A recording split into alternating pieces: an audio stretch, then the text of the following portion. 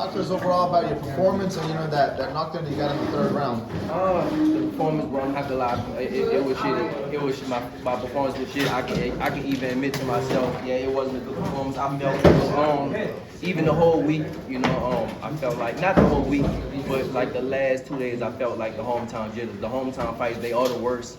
And I kind of felt it going into it, like from yesterday to the day, I felt it going into it. But I got the job done, I kept the belt, and I'm happy for that. But I'm definitely not happy about my performance. What made it so difficult, in your opinion? What made it so difficult? Is it maybe because he was just like I feel like he didn't want to engage that much. He came to survive. I mean, I know what he came. He came to survive. He didn't want to get knocked out. He came to survive, and it was just like I was chasing him. It just had to chase him for 12 rounds. Does Zorrilla present any surprises that you weren't expecting?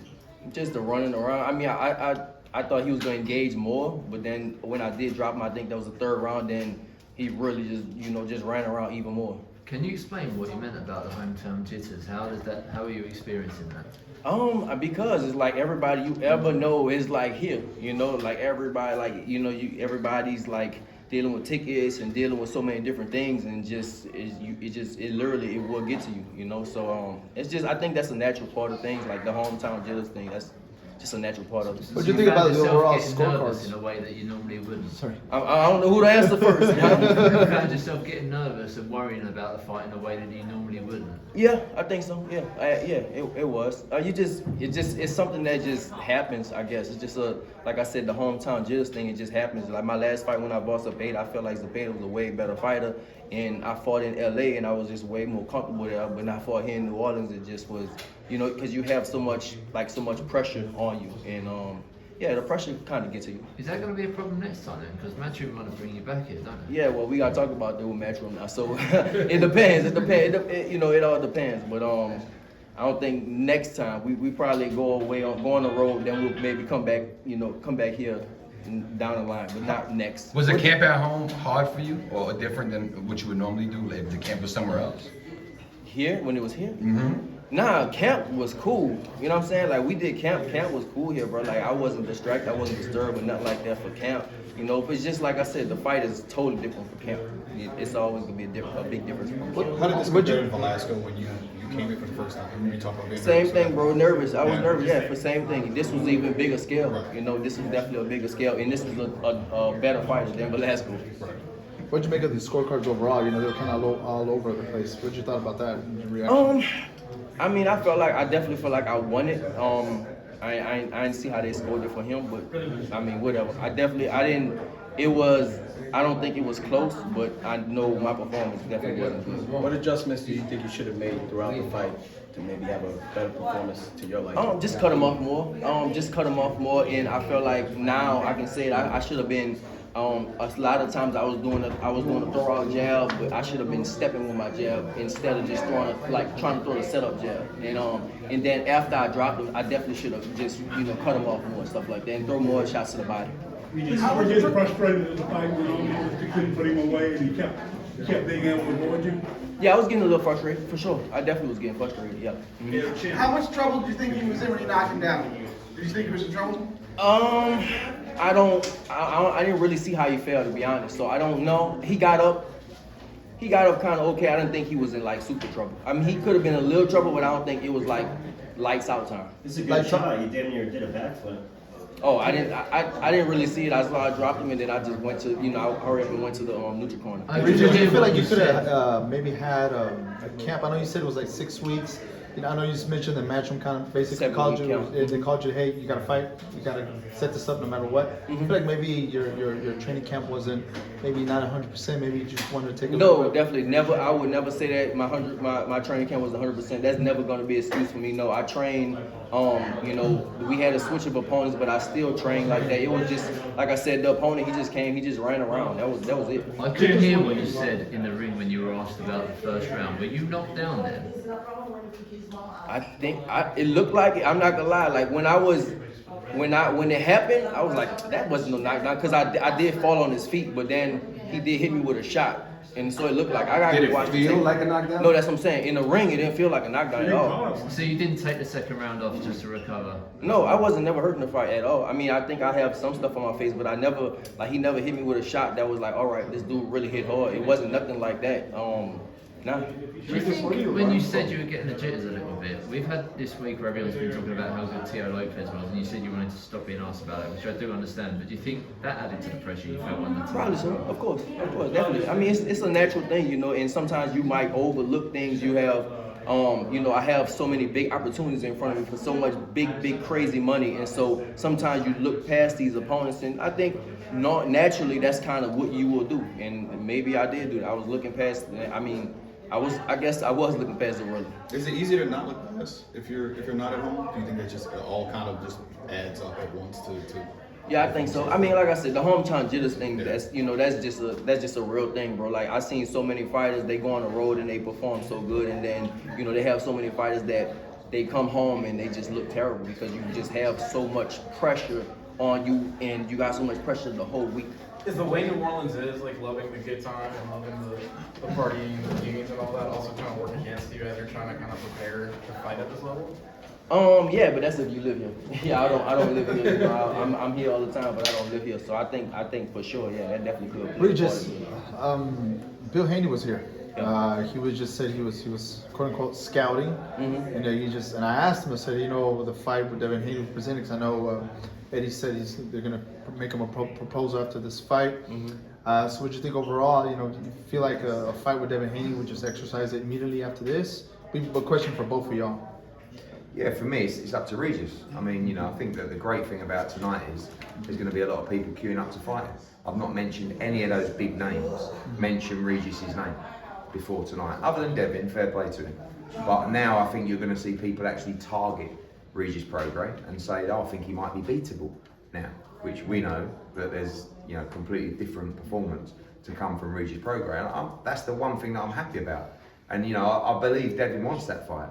And don't forget, he's a champion, and Devin's going to be coming up challenging, but we give him respect. He's undisputed lightweight world champion, but he's got 5 or 6 options. Really. Would a championship fight like with Rolly or something like that? Or listen, Rolly might even fancy it now. I don't think so, but Rolly's no, but listen, Rolly's going to get beat by anybody, right? So he needs the biggest payday he can get to give up his belt. Teofimo hasn't vacated the title. Teofimo against Regis Prograis is a fucking great fight. Devin Haney against Regis Prograis is a fucking great fight. Tank against Regis Prograis is a fucking great fight. What kind of fight is it? A fucking great fight. Let's go. The thing is, we're not going to see the best of Regis in fights like that. And by the way, I've got to be honest, I was disgusted with Zorrilla's performance. Because I think Regis could have been better. He should have cut the ring off better. There's lots of things, but when you get a chance like that to come and win a world title, and by the way, the guy can fucking punch. Zorrilla. It's not like he couldn't have won the fight if he would have stood there and let his hands go and traded. Who knows? But that's the disappointment. And Regis needed to be better. Like you're going to see the best of him against elite opposition. Can we see Did you understand the mentality somebody gets a championship? I'm lost. I don't know. When was the last time you had an opponent that bad on one of your cards? Listen, he's a good fighter.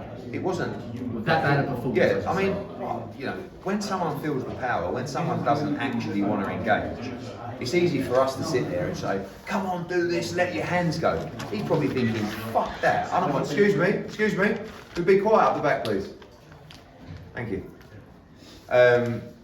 He's probably thinking, yeah, I'll fucking let my hands go. Fuck that, I don't want to let my hands go. This guy's, he's a savage.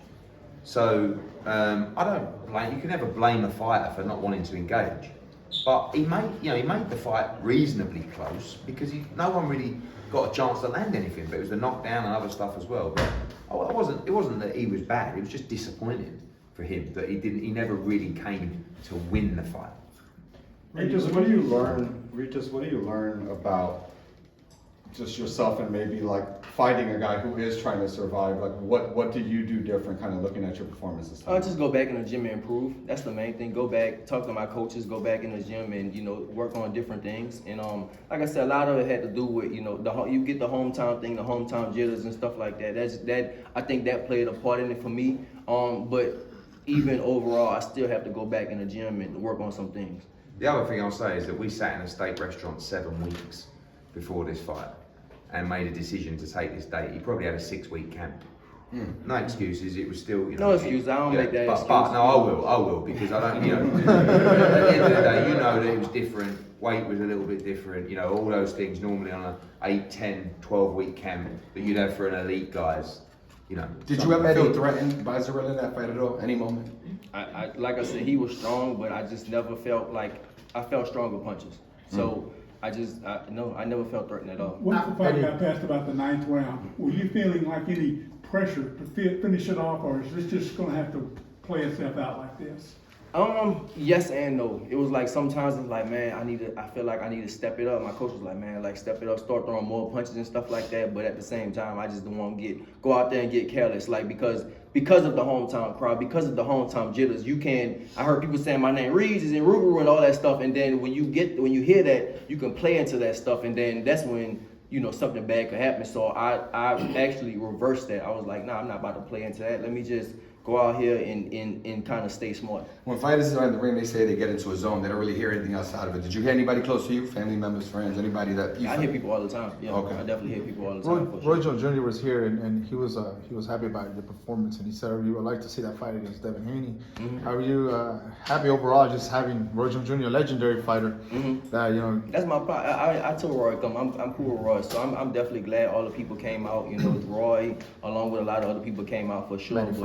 Manny Fresh was here. I mean, it's a lot of people came out, man. Who else was here? Jose Alvarado. Half the city was here. Let's just Yeah, a lot of people came out, bro. So I'm definitely shout out to New Orleans, you know. And yeah, I'm glad everybody came, but like I said, for me, bro, I want to be the best in the world, and after this, I definitely have to go and improve. Is your next fight, and this is for Regis and Eddie, is the next fight going to be a unified fight? We'll see. Yeah, I mean, we'd love to. I think every champion should try and unify as quickly as possible, but also I feel like he's in the prime of his career. I want to make him the biggest fights for the most amount of money and the biggest platform, you know, the biggest moments in boxing. And I feel like with everybody moving to 140, the WBC title is a prestigious belt.